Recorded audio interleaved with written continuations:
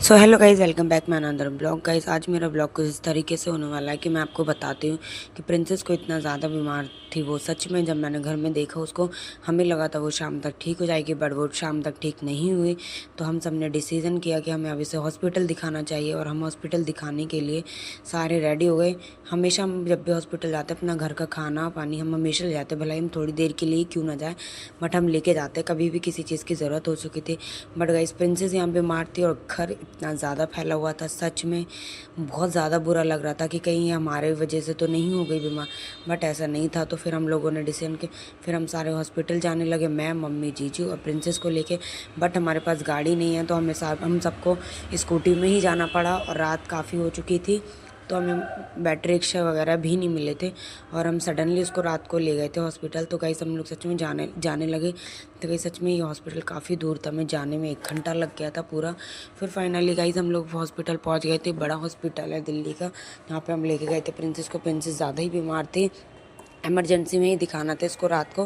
फिर हम इमरजेंसी में लेकर गए। गाइस सच में यहाँ पे बहुत ज़्यादा भीड़ तो नहीं थी, बट मैंने प्रिंसेस को यहाँ पे गोदी में ले रखा था, क्योंकि मम्मी और जीजू बाकी की फॉर्मेलिटी पूरी करने गए हुए थे वहाँ पे, तो मैं वहाँ पे नहीं जा सकती थी। तो फिर मैंने वहाँ प्रिंसेस को साइड में रखा, उसे उड़ा के। फिर गाइस पहले उन्होंने एक डॉक्टर ने देखा, फिर डॉक्टर ने हमें दूसरे डॉक्टर में ऊपर भेजा कि आप ऊपर जाओ, बड़े डॉक्टर ऊपर होंगे। फिर हम ऊपर गए लिफ्ट से। जैसे लिफ्ट से हम जाने लगे तो जीजू ने प्रिंसेस को गोदी में ले रखा था, और मम्मी उनके पीछे चल रही थी। मैं आगे जा नहीं सकती थी, तो मैं इनके पीछे पीछे चल रही थी। फिर गाइस ये सच में बहुत ज़्यादा बीमार थी और बहुत बुरा लग रहा था।